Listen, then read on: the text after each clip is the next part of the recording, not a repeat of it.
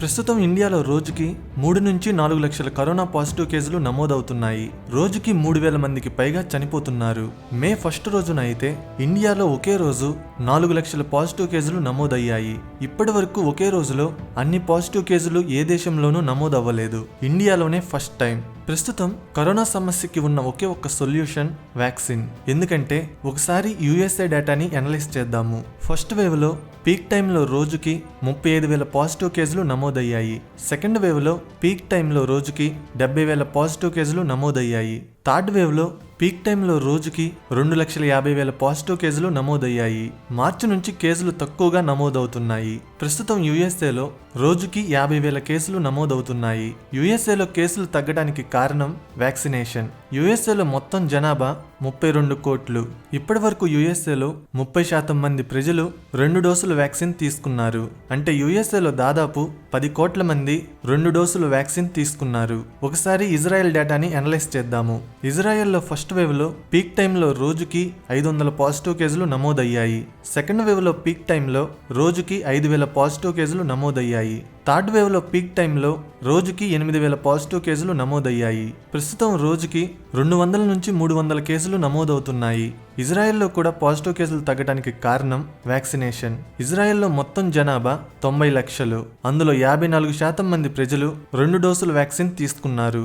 అంటే దాదాపు 50 లక్షల మంది 2 డోసుల వ్యాక్సిన్ తీసుకున్నారు. యుఎస్ఏలో 30%, ఇజ్రాయెల్లో 54%, కానీ ఇండియాలో కేవలం 2% పాపులేషన్ మాత్రమే 2 డోసుల వ్యాక్సిన్ తీసుకున్నారు. అంటే 136 కోట్ల జనాభాలో కేవలం 3 కోట్ల మంది మాత్రమే 2 డోసుల వ్యాక్సిన్ తీసుకున్నారు. ప్రపంచంలో ప్రస్తుతం 14 వ్యాక్సిన్స్ అవైలబుల్ గా ఉన్నాయి. ఇండియాలో ప్రజలకి ప్రస్తుతం 2 వ్యాక్సిన్స్ అందుబాటులో ఉన్నాయి. ఒక వ్యాక్సిన్ పేరు కోవాక్సిన్. ఈ వ్యాక్సిన్ ని ఇండియాకి చెందిన భారత్ బయోటెక్ అనే company Indian Council of Medical Research and National Institute of Virology అసోసియేషన్తో డెవలప్ చేసింది. రెండవ వ్యాక్సిన్ పేరు కోవిషీల్డ్. ఈ వ్యాక్సిన్ ని యూకేకి చెందిన Oxford university and AstraZeneca company కలిసి డెవలప్ చేశాయి. కోవిషీల్డ్ వ్యాక్సిన్ ని సీరం ఇన్స్టిట్యూట్ ఆఫ్ ఇండియా అనే ఇండియన్ కంపెనీ ఇండియాలో మ్యానుఫ్యాక్చర్ చేస్తుంది. ప్రస్తుతం ఈ 2 వ్యాక్సిన్స్ ఇండియాలో ప్రజలకి అందుబాటులో ఉన్నాయి. ఈ మధ్యనే రష్యా డెవలప్ చేసిన స్పట్నిక్ వి వ్యాక్సిన్ ని ఇండియాలో ఉపయోగించడానికి ప్రభుత్వం నుంచి అప్రూవల్ వచ్చింది. మొదటిగా 150,000 డోసెస్ ని రష్యా నుంచి డాక్టర్ రెడ్డీస్ ల్యాబొరేటరీస్ అనే ఇండియన్ కంపెనీ ఇండియాకి ఇంపోర్ట్ చేసుకుంది. మొదట్లో కొంతమంది మీద ట్రయల్ చేసి ఆ తర్వాత స్పట్నిక్ వి వ్యాక్సిన్ ని ఇండియాలోనే మ్యానుఫ్యాక్చర్ చేస్తారు. వ్యాక్సిన్ తీసుకున్న తర్వాత కరోనా వస్తుందా రాదా అంటే ఇప్పటి వరకు వచ్చిన డేటా ప్రకారం వ్యాక్సిన్ తీసుకున్న ప్రతి 10,000 మందిలో కేవలం 2 లేదా 4 మాత్రమే కరోనా వచ్చింది. అంటే వ్యాక్సిన్ తీసుకున్న వాళ్ళల్లో చాలా తక్కువ మందికి కరోనా వచ్చింది. ఆ వచ్చిన వాళ్ళకి కూడా చాలా తక్కువ సిమ్టమ్స్ మాత్రమే ఉన్నాయి. వ్యాక్సిన్ తీసుకున్న తర్వాత ఒకవేళ కరోనా వచ్చినా కూడా మనిషి చనిపోయేంత సివియర్ గా సిమ్టమ్స్ ఉండవని వ్యాక్సిన్స్ ని తయారు చేసే కంపెనీస్ చెబుతున్నాయి. సో వ్యాక్సిన్ తీసుకున్న తర్వాత కరోనా రాదు. ఒకవేళ వచ్చినా కూడా సిమ్టమ్స్ అనేవి చనిపోయేంత సివియర్ గా ఉండవు. కానీ ఇందులో ఒక కండిషన్ ఉంది. వ్యాక్సిన్ అనేది 2 డోసులుగా ఇస్తారు. మొదటి డోస్ తీసుకున్న తర్వాత మళ్ళీ 4 నుంచి 6 వారాల తర్వాత లేదా 6 నుంచి 8 వారాల తర్వాత రెండవ డోస్ ఇస్తారు. మొదటి డోస్ తర్వాత వ్యాక్సిన్ ఎఫెక్టివ్నెస్ 50% మాత్రమే ఉంటుంది. అంటే మొదటి డోస్ మాత్రమే సరిపోదు. రెండవ డోస్ తీసుకున్నా కూడా 2 వారాల తర్వాత నుంచి మాత్రమే వ్యాక్సిన్ ఎఫెక్టివ్నెస్ ఎక్కువగా ఉంటుంది. అప్పటి వరకు జాగ్రత్తగానే ఉండాలి. కొంతమందికి ఏమవుతుందంటే మొదటి డోస్ తీసుకున్న తర్వాత కొన్ని రోజుల్లోనే కరోనా పాజిటివ్ వస్తుంది. అలా రావడానికి కారణం ఏంటంటే వ్యాక్సిన్ ఎఫెక్టివ్నెస్ 50% ఉండడం ఒక కారణం అయితే ఇంకొక కారణం వ్యాక్సిన్ తీసుకోక ముందే వాళ్ళకి ఆల్రెడీ కరోనా సోకి ఉండొచ్చు. సిమ్టమ్స్ బయటికి కనిపించకపోవచ్చు. ఎందుకంటే కరోనా సోకిన తర్వాత సిమ్టమ్స్ బయటికి కనిపించడానికి 2 నుంచి 14 రోజులు పడుతుంది. అందుకనే వ్యాక్సిన్ తీసుకున్న తర్వాత కూడా కొంతమందికి కరోనా పాజిటివ్ వస్తుంది. వ్యాక్సిన్ 2 డోసెస్ తీసుకున్న తర్వాత కరోనా రాదని అనుకోకండి.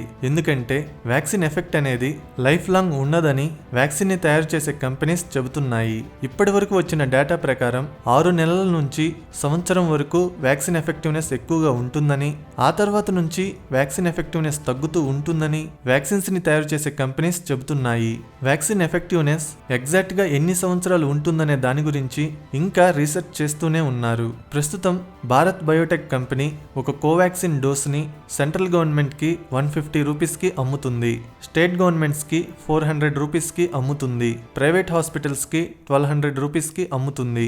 Serum Institute of India company ఒక కోవిషీల్డ్ డోస్ ని సెంట్రల్ గవర్నమెంట్ కి 150 రూపీస్ కి, స్టేట్ గవర్నమెంట్స్ కి 300 రూపీస్ కి, ప్రైవేట్ హాస్పిటల్స్ కి 600 రూపీస్ కి అమ్ముతుంది. ప్రస్తుతం ఇండియాలో వ్యాక్సిన్ షార్టేజ్ ఎక్కువగా ఉంది. డిమాండ్ కి సరిపడా సప్లై లేదు. అందువల్ల మార్కెట్లో వ్యాక్సిన్ అవైలబుల్ గా ఉండడం లేదు. ప్రపంచంలో వ్యాక్సిన్స్ ని ఎక్కువగా ప్రొడ్యూస్ చేసే కంట్రీస్ లో నెంబర్ 1 కంట్రీ ఇండియా. ప్రపంచంలో తయారయ్యే వ్యాక్సిన్స్ లో 60% వ్యాక్సిన్స్ ఇండియాలోనే తయారవుతాయి. పూణేలో ఉన్న serum Institute of India company ప్రపంచంలోనే ఎక్కువగా వ్యాక్సిన్స్ తయారు చేసే కంపెనీ.